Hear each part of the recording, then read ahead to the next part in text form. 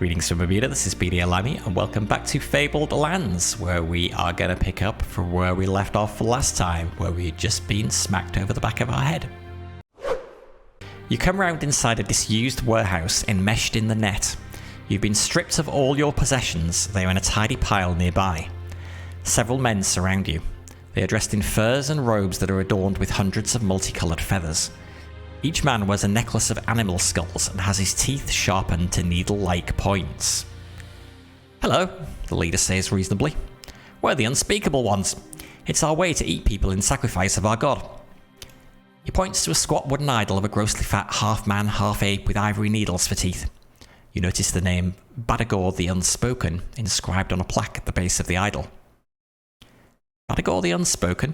Who's he, you ask? "Do not speak his name," shouts the cannibal, "or you will be forever cursed."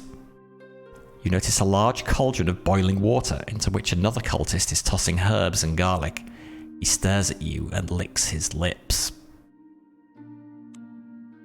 You learn from their conversation that they are from the jungles of distant Ancon Konu, the Feathered Lands, and that they have come here to find new sacrifices for their god and new members for their cult. The chef pronounces the cauldron is ready. Fight them enmeshed in the net. Yeah, I'm sure that's going to go well. Shout Badagor repeatedly. Or join their cult. See, shouting Badagor repeatedly, that just makes me forever cursed. And I will indeed be cursed because they will probably just throw me into the large cauldron of boiling water right away.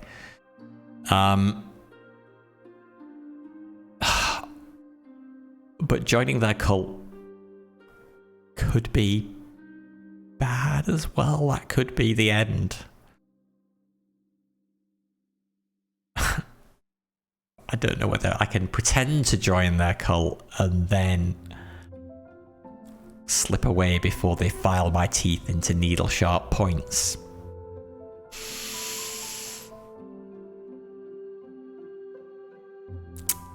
I don't know. Do we think the cannibal is worried about me speaking his name? Do they fear that his wrath will come down on me and will affect them as well because they're nearby? Are there any clues in there's supposed to be clues in the text to give you a chance of avoiding the instant death options? I mean, yeah, I don't even have my possessions, so fighting them naked in the net is stupid. Joining their cult does feel like it could be the end of the game. So I'm going to shout Badagor repeatedly. You yell the name of their god again and again. The cultists clap their hands over their ears, hopping about in horror. "Ah!" howls the leader. "Stop your blaspheming, you heathen devil!" In their confusion, you make it to your equipment. Now you can fight your way out. Yes. Let's go. Okay, 2 cultists, 7 stamina, 4 action points. Damage 2 to 3, damage 2 to 3. Okay. So he can get to there. We are going to do tactical assessment. He can get to there. 1, 2, 3, 4, and then I could hit him. I move into the corner. 1, 2, 3. I should still be able to hit him.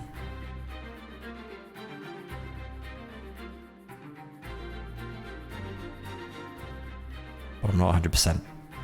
So let's end turn here. Okay. Shoot you. Goodbye. Wow. End turn. Shoot you. Goodbye. Oh, I like my crossbow. Crossbow's definitely the way to go.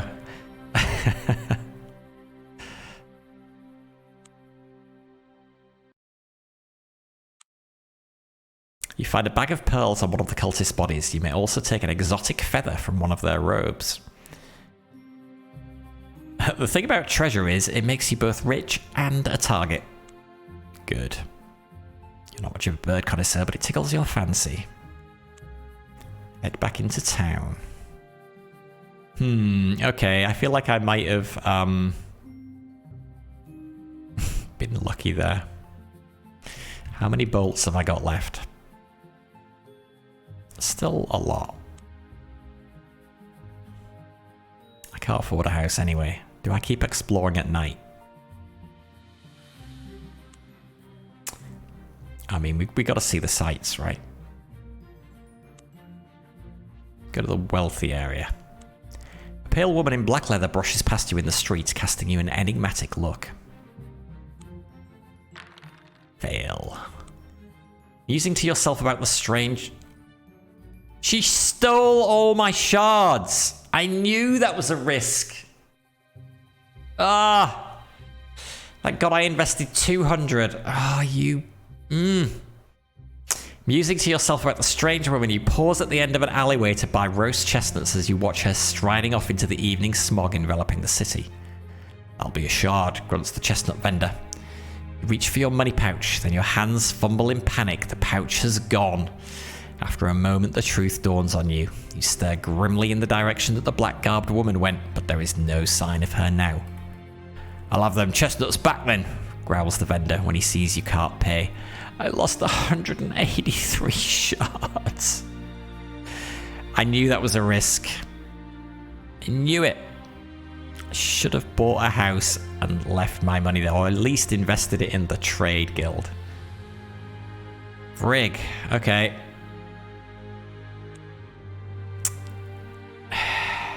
Fine. I've got no money. I'm mad. I'm going to go on a murdering rampage around the rough part of town at night. What could possibly go wrong? While making your way through the back streets of the poor quarter, you are set upon by knife-wielding thugs who are intent on relieving you of your purse. Ha! Good luck! That's already been done. Do I just fight them? Yes, I'm mad. A fine opportunity to teach those thugs not to mess with you. You're going to regret this. I've seen your likes before. And there's no archers. Good. Bring it on. Goodbye. Next. Goodbye. Next. Goodbye. Told you not to mess with me.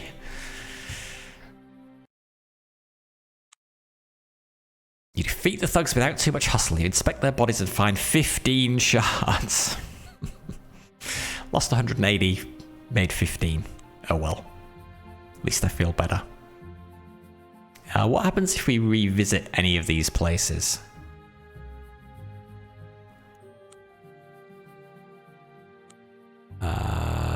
Would I have to fight them again? No, probably not. Otherwise you could just farm them for the money. Let's find out. Oh, I am. I'm gonna fight you again then. Maybe I can just farm them for the money. Okay, except now there's a barrel in the way.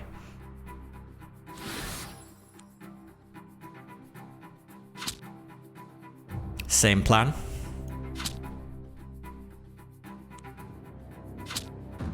Same outcome for you.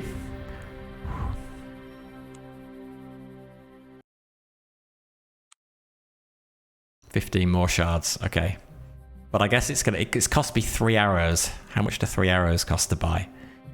Or 3 bolts, rather. 6. So it's a way to make money. It's not the greatest way to make a lot of money quickly, but I do need to buy some more bolts now.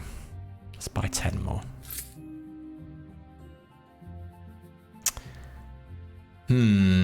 Okay.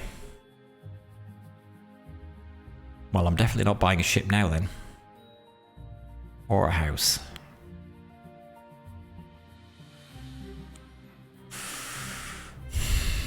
I guess we go exploring. Let's go to the Shadar tour. You're on the cobbled road between Yellowport and Marlock City. It is well kept by the Sakaran military. You spot a man up ahead, striding towards you. Suddenly, 5 or 6 bandits appear from the wayside to assault him. The lone figure executes a series of movements almost faster than the eye can see, and you see his sword flashing in the sun. Moments later, the bandits are all lying dead or dying around him. You stop to compliment him on his swordsmanship. The man, a grizzled veteran of many campaigns, regards you with steely grey eyes and says, "I have learned much of the arts of war in my time, it is true." Impressed by his skill and demeanour, you venture to ask him to teach you some of these arts. He looks you up and down with a critical eye. Ooh, combat roll. 97% chance of success. I failed! Oh, no! Are you serious? A 97% chance of success, and I rolled double one.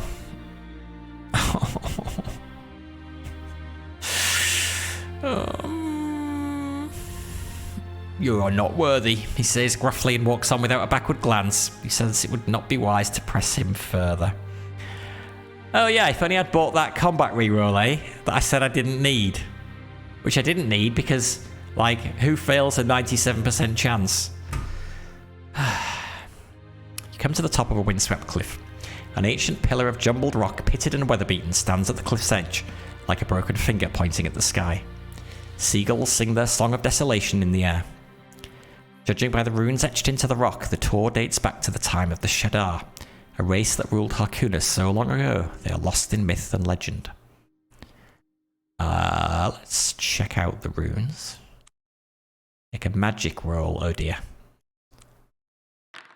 I'm gonna say, if I fail a 97% chance roll, surely there's a chance I beat a 16%.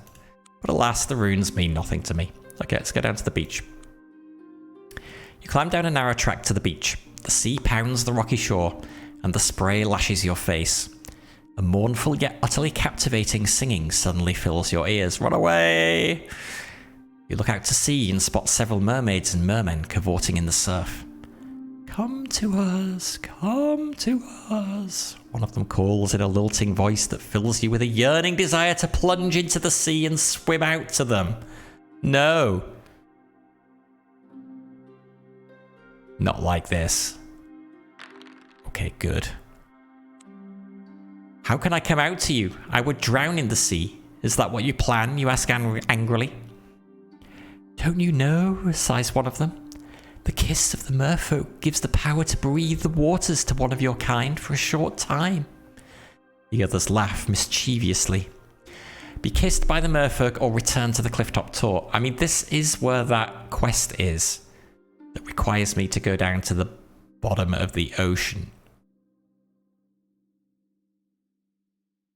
Which makes me think maybe, but the fact that they're laughing at me,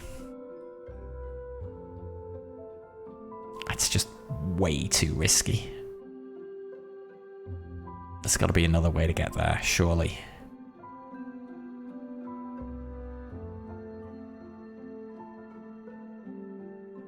If I pick that and I die, I will have nobody but myself to blame. So... no. Back to the clifftop. Continue on the road.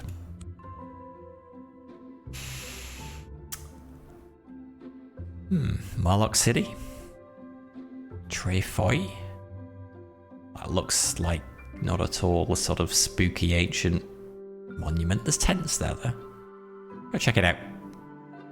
The main road between Marlock City, Trefoy and Karan Baru is well maintained with regular guard posts. The Socorans are nothing if efficient. Find a sword. Why? That would be good for selling. A lucky find in the bushes near the road. Someone must have left in a hurry as you stumble on an abandoned campfire and find sword lying on the ground. Oh, it is only a common sword, but... The city of Trefoy is a terrifying vision of apocalyptic destruction. It had once been a thriving crossroads town, but now it is a burnt-out hulk. It was almost razed to the ground when it declared for the late king during the recent civil war, and tried to hold out against the army of Grieve Marlock, the current Protector General of Socorra. It was then sacked by the General's mercenaries, and General Marlock is now trying to rebuild it. Craftsmen are hard at work everywhere. Unfortunately, there is nothing here but ashes and rubble. Or Olifard the Wizardly. But I guess we have no reason to visit him. Okay then, Marlock City is. Marlock City is a huge, sprawling metropolis enclosed in a fortified wall said to have been built 1,000 years ago by the ancient Shadar Empire. It is the capital city of Sokkara. Marlock City was once known as the Sokkar until General Grievous led the army in bloody revolt against the old king, Corin VII, and had him executed. The general renamed the city after himself. It is now a crime to call it Sokkar. The general lived in the old king's palace and calls himself the Protector General of all Sokkara. Whereas the old king was corrupt, the general rules with a fist of iron. Some people like the new regime, others are royalists still loyal to Nergan, the heir to the throne, who has gone into hiding somewhere. Outside the city gates hang the bodies of many dead people. Labels round their necks read, "Rebels, executed by the state for the good of the people." "You best behave yourself if you don't want to end up like one of them," grates a guardsman, nodding towards the swinging corpses as you pass through the great eagle-headed gates of Marlock City.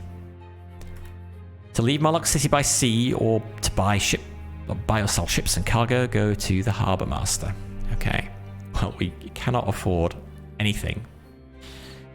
So, let's go to the palace. The palace, the home of Protector General Greed Marlock, is an imposing building of astonishing luxury. You get as far as a huge reception area manned by many guards and staffed by government officials. You may proceed only if you have the title Protector of Sokkara, otherwise you are thrown out. Okay, so that's that very hard quest that I have to do. Okay. I wonder if the difficulty on these scales with my rank and abilities. Don't know. Anyway, we're not going there now. Let's go to the temples. The capital city of Sokkara has 3 large temples nesting at different locations on its streets. In addition, it has one-of-a-kind House of Priests, which functions as the administration of the polytheistic religion of Sokkara and Golnir. Let's go to the House of Priests. The House of Priests is an impressive building, a roundhouse of multicoloured bricks. The myriad colours give it a bizarre and garish look, calculated to unsettle the visitor. Inside, 100 offices teem with the administration of the polytheistic religion of Sokkara and Golnir. Pay 10 shards as a contribution in order to enter or go back. That's the last of my cash. I might need that to heal, so I think I will come back here another time. We have not visited a Temple of Sig before, so let's check that out. Temple of Sig the Cunning, patron of vagabonds, troubadours, lovers, thieves and rogues, is a ramshackle warehouse in the poor quarter. Inside, however, there is much wealth. There is so much wealth it makes you gasp. The idol of Sig, a saturnine, two-faced young human of indeterminate sex, is covered in gems. As you can see, we haven't been made rich by generous donations, says a black-robed priest. The High Priest takes you to a private chamber. You may be just what the temple needs, he says. A good old-fashioned thief. Who are you calling a thief?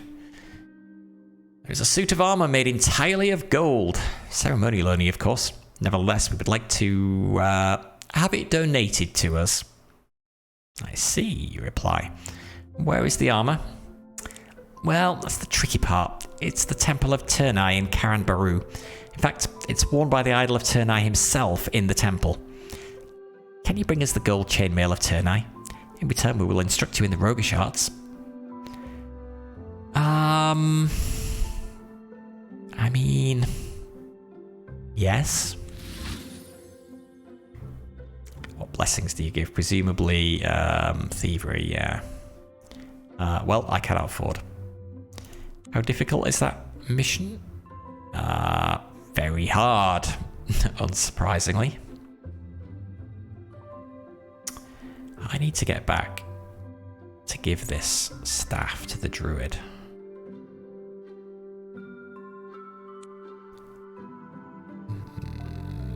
What's in the market? So this looks like all the same kind of stuff that we've seen before.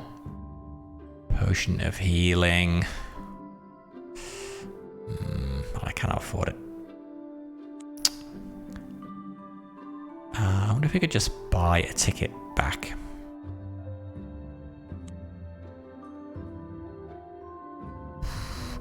Not from here. I guess I'd have to go back to Yellowport.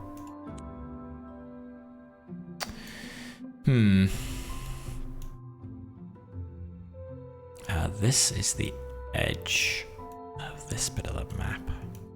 Presumably we'd have to go there.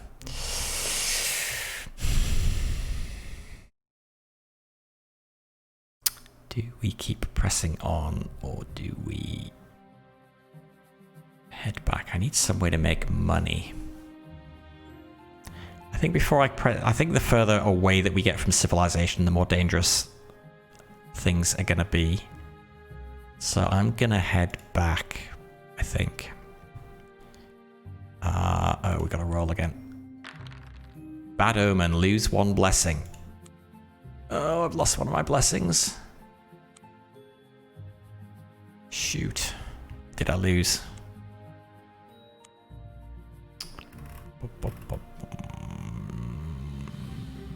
Where would it have said? Okay, so I still have safety from storms, so I lost the protection against disease.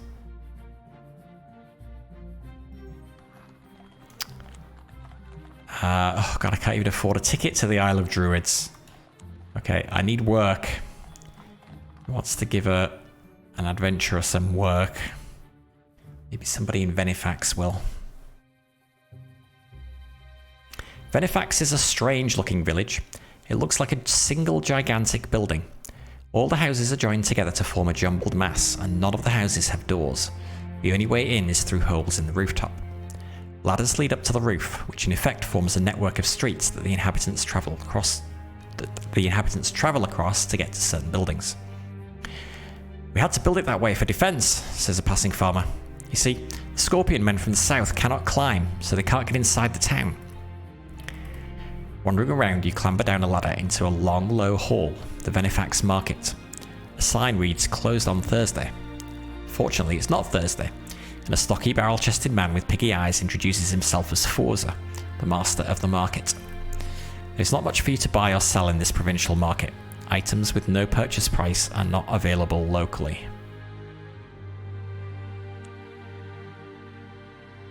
Okay.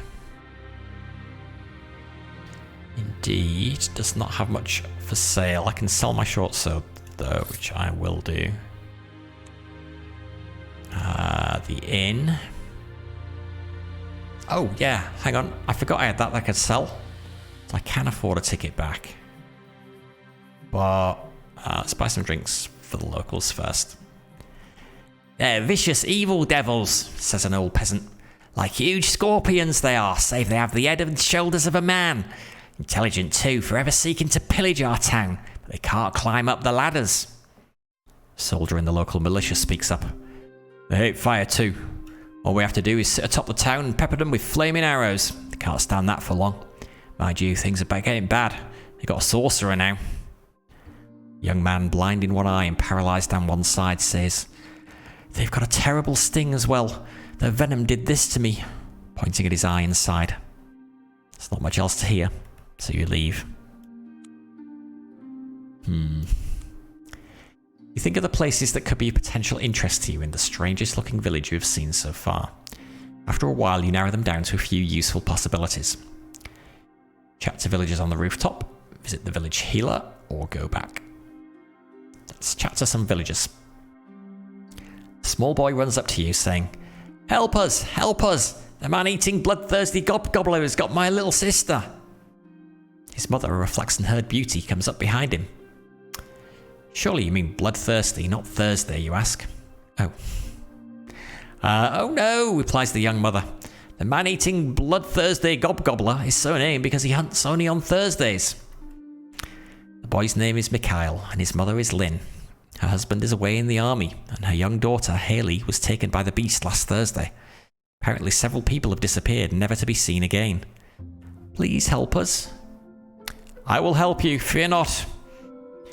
You wait until Thursday. Lynn tells you that the disappearances happened a little way out of town near an old farmhouse. As you leave town, you notice Forza, the master of the market, heading in the opposite direction.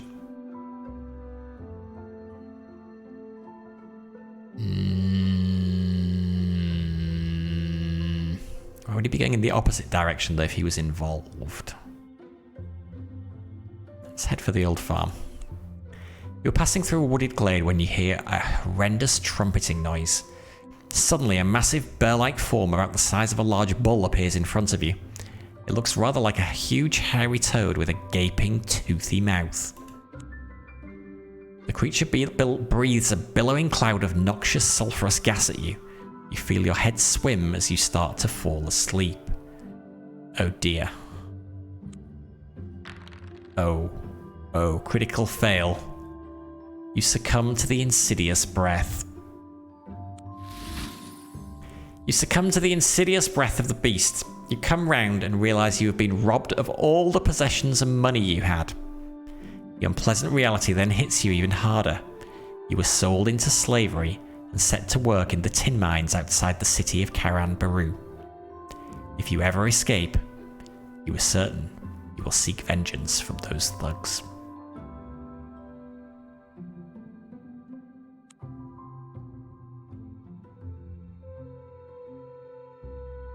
The overseer of the I thought that was the end of my story. I thought that was it. Okay, maybe it's not. Not yet. The overseer of the mines is a fat, cruel-looking man. He welcomes you with a promise. In 1 month, you'll be dead, slave. You spend the next few weeks in chains, working 15 hours a day deep underground, digging at a rock face in the tunnels of the mines in the Bronze Hills. You are fed on gruel and black bread. You realise you will not live long down here, and that you must escape if you are to survive. Oh, good thievery. 27% chance. Success! You slip out of your chains and hide inside an ore-laden mining cart. When it is taken out of the mine, you creep out and run off into the hills. Oh my god. I actually survived. Okay, and we're north of the Forest of Laroon, so we didn't go that far. Do I literally have no equipment now, though? Friggin' A, I have nothing. No gold, no weapon, nothing. That's pretty bad. I think we had better... This game is brutal. Yeah, there's a reason it's called old school. Yeah. I mean, the game books on which it's based were out in the 90s. Like I said, I never played them, but I did play the earlier Fighting Fantasy game books. And yeah, similar kind of thing. You could, if you were playing by the rules and didn't just kind of, dog ear a corner of the page so you could turn back if you died. Yeah, one wrong dice roll or one poor decision and you could just be dead. So that's why you've kind of got to play this with the whole attitude of like, go with the flow, and I'm telling a story about my character, and this is my character's story, and if I die, that's totally fine. That's the theory anyway. Let me save here for what it's worth. I should have saved before I embarked on a risky thing. Not that I'm not planning to go back to the saves anyway, so that's fine. Oh, cool. Did you? Yeah, you read them as well? They were like a staple of me growing up. I think I had, most of them. All right, Karan Baru. Karan Baru is a medium-sized town that acts as a way station between the Citadel to the north and the rich towns of the south. It is a garrison town. Many supplies, arms, and soldiers move through Karan Baru on the north-south trail. Shops, temples, traders, and the like have sprung up here to serve the needs of the military. There is also a sizable mining community, for the mines of Socorro lie in the Bronze Hills just outside of town, on a slave market where poor unfortunates sold into slavery are brought for work in the mines. Tell me about it. The Karanbaru market consists of several covered arcades. Much of its stock is for miners and soldiers, and it is run with business-like efficiency by the Socorran military. Okay. How do we get out of this pickle? You want to see how the divine is represented in this settlement. What about if I visit my god's temple? Well, surely they will help me out at my time of need. Lacuna is the goddess of the moon and of the wilderness. She aids hunters and woodsmen, travellers in the lost places of the world. Her temple here is a long hall of oak, covered in vines and plants of all kinds. Inside, flowers fill the air with a pure and clean scent. Apparently she won't. Okay then. Well, gee, thanks. Why is that exclamation? Oh, is this where I've got to steal that thing? Yeah. The Temple of Turnai, the god of battle, chaos and strife, is built like a small fortress in one corner of the city near the barracks. Its heavy wooden gates are flanked by iron statues of bull-headed men wielding clubs. The workmanship is uncannily lifelike. Inside, the god is represented by a stone idol of a jaguar-headed warrior. A beautiful suit of gold chainmail adorns the idol. So this is the quest that is very hard. So I am absolutely not going to attempt it with no equipment, or I will die. God, can I even get my stuff back? Because they had that staff that I've got to deliver to the druid back on the island. Maybe? God.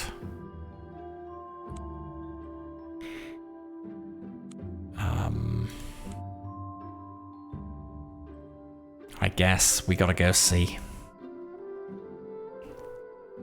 Roll dice. 1. Banged on the head, lose a stamina. That's not good. No way to heal. Lake of the Sea Dragon. Not sure now is really the time to go exploring. But maybe there'll be something good there. You are up the stinking river near its source, the Lake of the Sea Dragon. From here, the yellow waters rush down to the sea. The smell of the bubbling, sulphur-laden water is abominable. The shores of the lake are swept by ochre waves, and the air smells foul. A sickly pale green seaweed is the only vegetation that can survive in the sulphurous waters of the lake. A small fishing village, Cadmium, has grown up on the shores of the lake.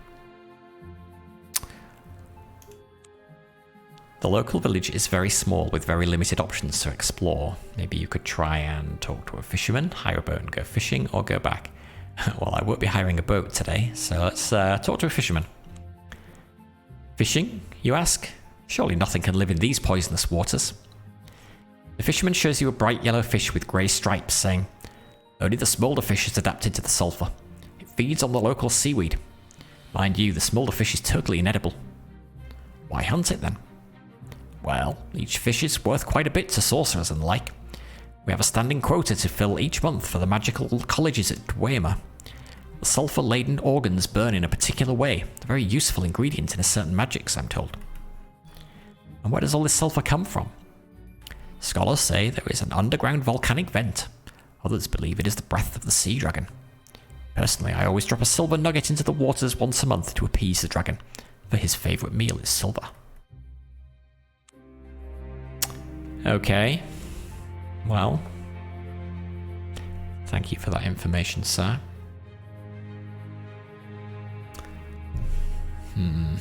Can't get back there from here. Let's go down the Stinking River. The Stinking River has cut its way through the high ground here. On the edge of the chasm that overlooks the river lies the village of High Theris. The locals are behaving very oddly. You watch the villagers lay out a fine feast on the village green. A pig is set roasting on a spit.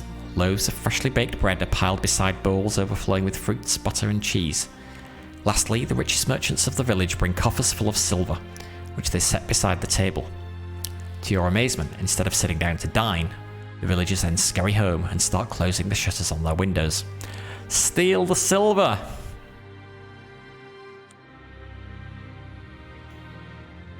What goes on here, you ask?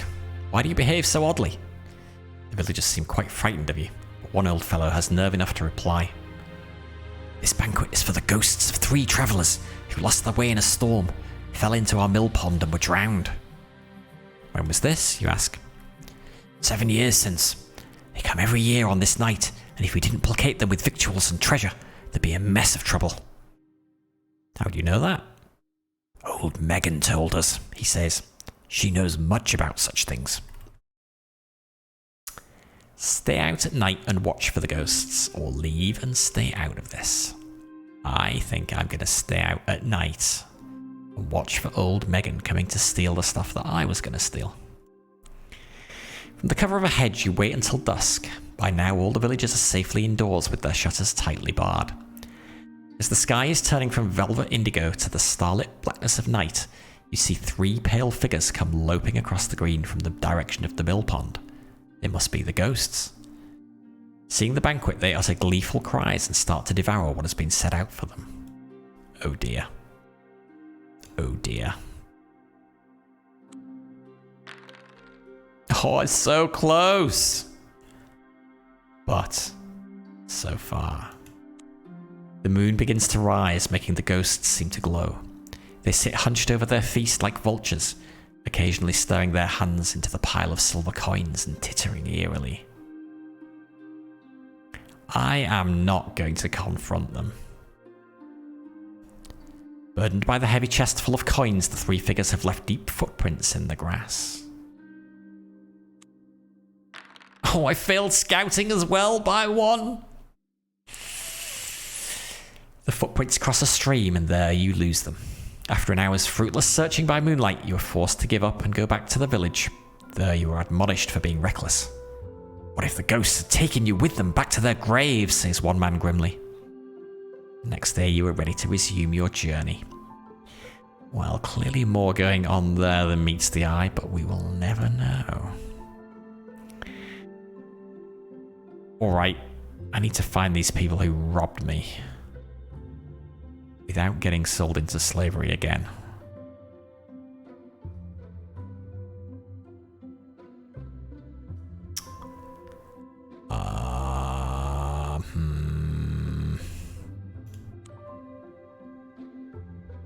Let's visit the village healer. Climb down the ladder into a house with herbs and plants hanging on the walls and shelves lined with pots, pans and bottles of all sorts. The healer, an old woman, can cure you of the effects of sting fever, but is unable to cure disease, lift curses or heal wounds. It will cost you 25 shards to get cured if you are suffering the effects of the disease. I am not, and if I was, I couldn't afford you anyway. I think we are gonna chat to the villagers again. We are gonna help them again. And this time we're gonna follow Forza. After a while, Forza circles around, heading across country. Come on, scouting roll. 72% chance of success. Yes. You trail Forza to the old farm. He goes inside and you creep to see what he is doing. 3 rough-looking thugs are helping Forza get into what is obviously a monster suit. It's a bit like a giant hairy toad made of the hide of some animal stretched over a wooden framework. So much for the dreaded gobgobbler. You wait by the door. As the thugs emerge, you club one to the ground, but you will have to fight the other 2, with no equipment and 8 stamina.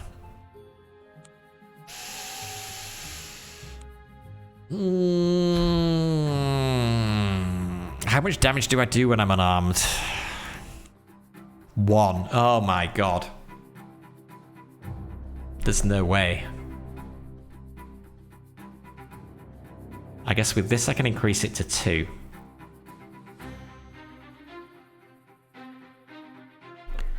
Frig. 4 action points.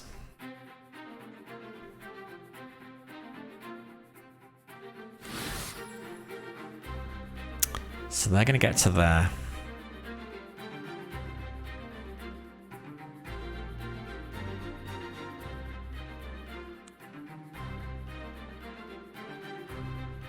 So they will use their action points just moving to me.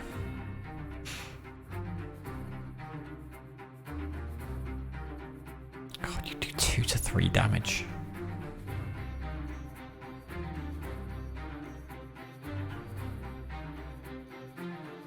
Rush forward in a straight line, hit it for 50% max weapon damage. Stun it for 1 round.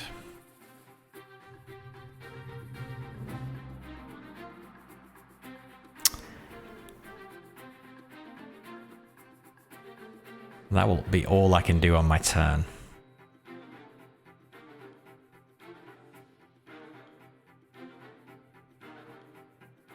Do I then take his square? I could then move back 1 space, I guess. If I finish there and move him and then move back 1, that would have been worth doing. But if I end up there, which I think I might, then he will be able to hit me. Which would be bad. So if we wait, he will move there, the other guy will move there. I could then, well, nice, doesn't make any difference, does it?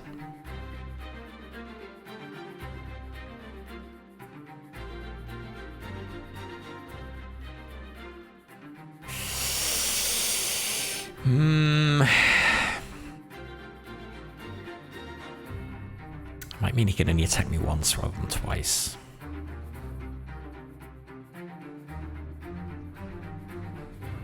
He's guaranteed 2 damage. I should probably kill him first because I could kill him in 2 hits. Oh god, let's go.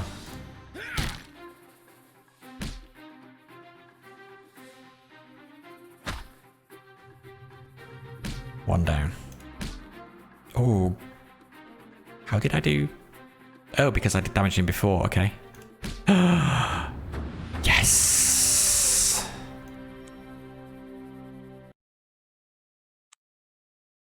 After the beating you served Forza and his accomplices, you wake him up with a bucket of cold water. He is eager to run off, but at the sight of a hardened adventurer rather than a timid villager, he surrenders and confesses all.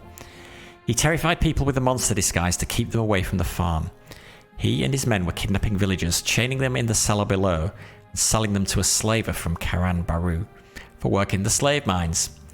You find Haley and several other villagers down below in the cellar. And my stuff, please? Don't hurt me, begs Forza. I'm only trying to make a few shards. What? By selling your own people into slavery, says one of the villagers, giving me a good kick. Lead them back to Venefax. Haley runs into her mother's arms for a tearful reunion. Lynn, the mother, gives you a suit of chainmail and a sword. These have been in the family for generations. It's all I have to give. She says, Forza is hauled off to the local magistrate for judgment. He will probably be sold into slavery. Good. Because I didn't get my stuff back.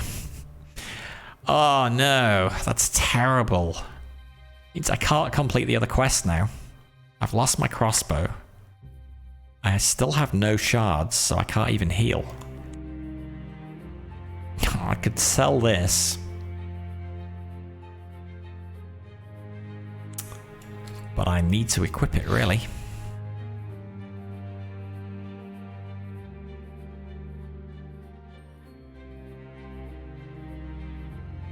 Ugh.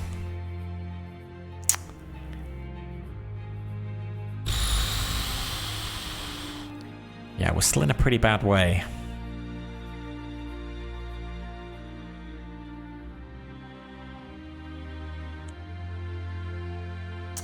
We are still in a pretty bad way.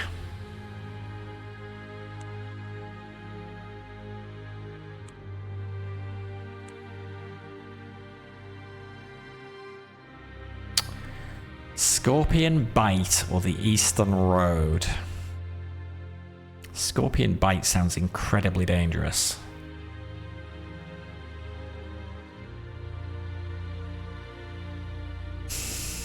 I've got to find some gold somewhere though. Eastern Road sounds less dangerous.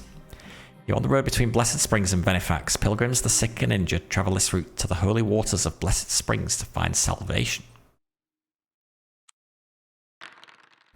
Nothing happens.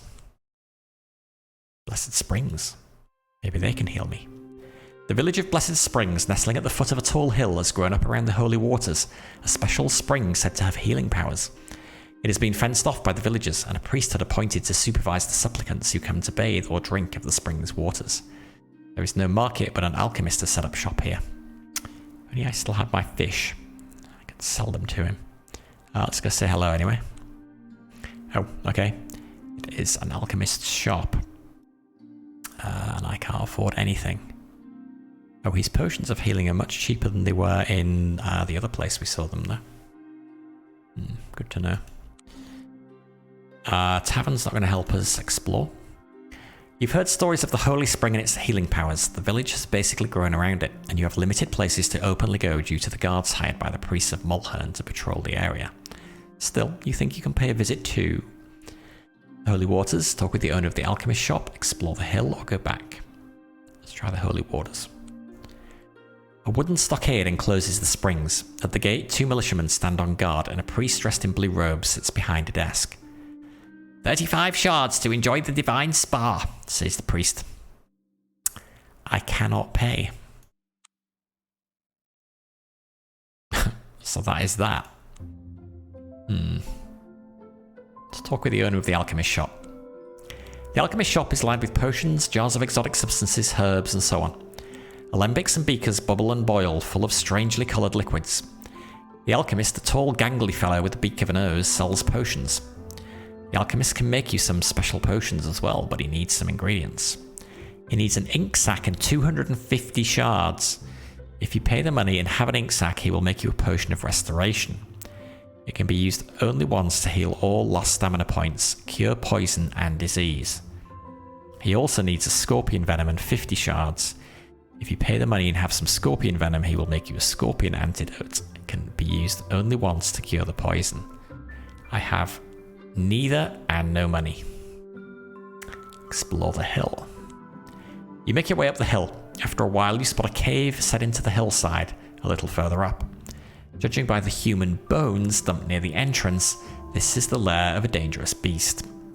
Fresh tracks of some large, 2-legged, 3-toed creature lead from the cave into some nearby trees. It seems it's not home at the moment. We will make a scouting roll. Which is better than my magic, believe it or not. Oh god. Everything indicated the cave is empty, so you approach carefully on the lookout for attack from behind.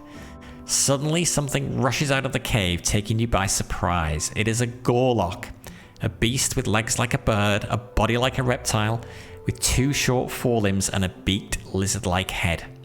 You see that its 2 legs end in backward-pointing feet.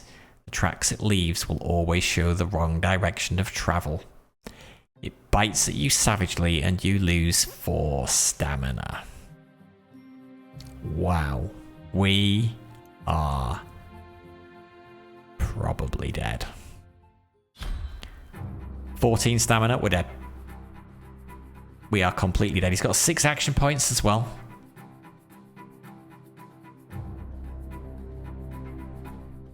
Three action points, or 5, or 3, 6. Oh my god.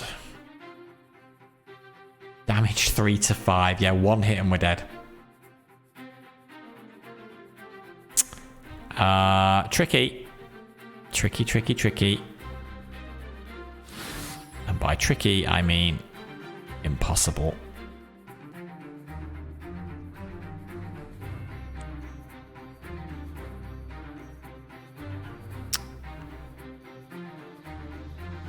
I need my crossbow.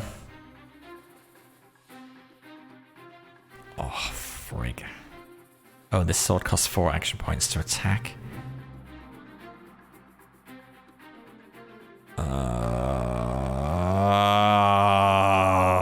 It's all over. It's all over. We hit him for 7. Pretty chunky.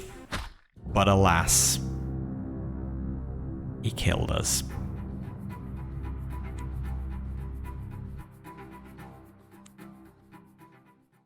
Your bones join the others at the entrance of the cave. You are dead, since you do not have a resurrection deal. An unfortunate end to your adventures. And all because I got sold into slavery and they took all my stuff. Ah. Well, it wasn't bad. We lasted longer than I thought we would for the first game. Yeah, okay.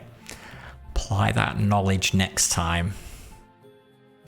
Alright, well, that is going to do it for me for now.